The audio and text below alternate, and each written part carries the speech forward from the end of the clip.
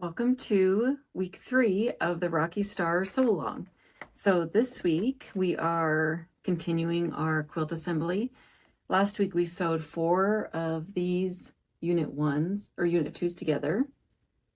And this week we're just setting those aside and working on unit 3 and unit 4, which are on pages 34 and 35 of my book Lone Star Legacy Quilts. So you will need the rest of these unit 1s, and you would need 4 background squares. So let's get sewing. Welcome to week 3 of the Rocky Star Sew Along. So this week we are continuing. Okay, first to sew our unit 3, we need 4 of these unit 1 pairs. So I'm going to take 4 of these and set the rest aside. And then we need 4 background squares. The 4 unit 1s you need are the center of your quilt. So I'll show a picture here of which ones you need. I'm just making the 1-color version, so they're all the same. But if you're making anything besides that, you need to be careful which ones you are picking. So I am making a scrappy background, so I'm just randomly picking 4 squares.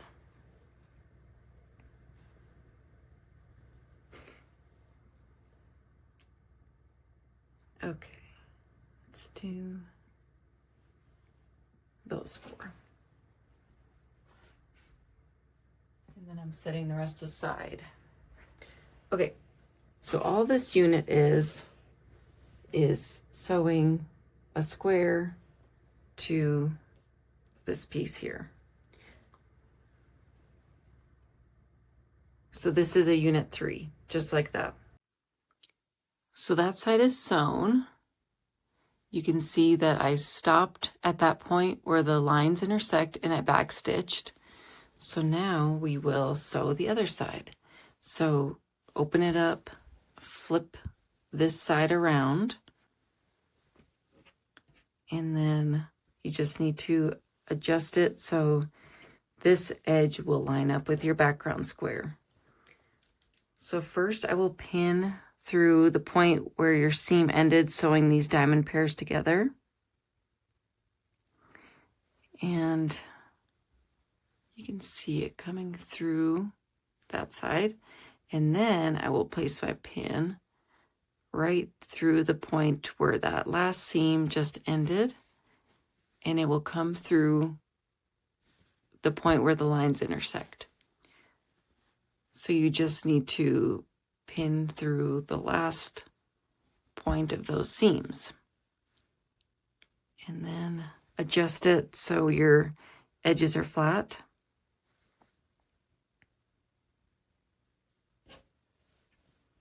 And then again, I'm going to pin at least 2 more times on this side. Careful not to stretch anything as you are pinning, because since these are bias edges, they can stretch easily. So just try to gently flatten it and smooth it as you go. Don't pull. Okay, so now I'm going to sew this seam here, stopping at that point and back stitching. Then I'm going to press my seam open, and I will show you how that turned out.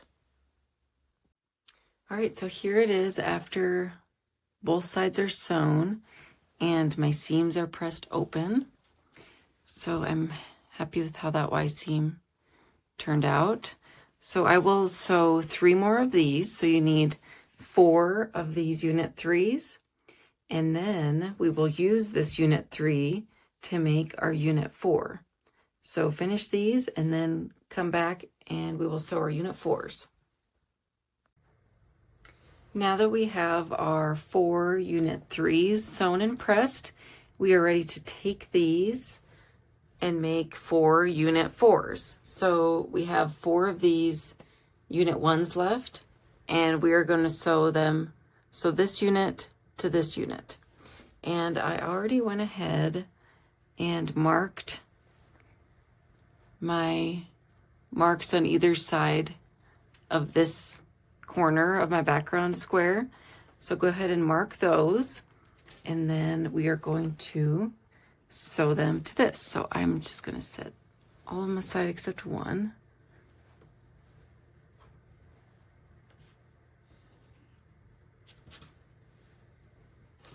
Okay, take your unit 1 like this. Then, since it's going to go like this, we are going to flip it right here along this edge and pin this just like you would when we were pinning it to this one. So it's no different than when we sewed the background square to this side. We just have this extra we are sewing along with it. So pin both of those together through the marks and then through where your seam ended on that pair. And you can see it goes through the marks right there. So then just line up the edges,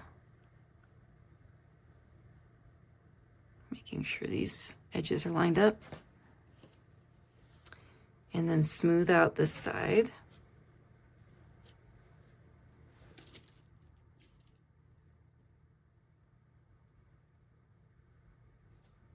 And pin on that edge, and then once in the middle. And just like before, we will start sewing at the very end of this piece here. Back stitch once we get to this point, a couple stitches. Then I will show you how we flip it around and sew it to this edge. So I have that seam sewn and I stopped at that line and back stitched. Now we are going to flip these sides to be right sides together. And pin those just like we did before. Make sure that this side is pushed away so we don't sew through that. And we're going to pin through the point where the seam ended. Looks like I might have stitched one stitch too far, but I think it'll still work.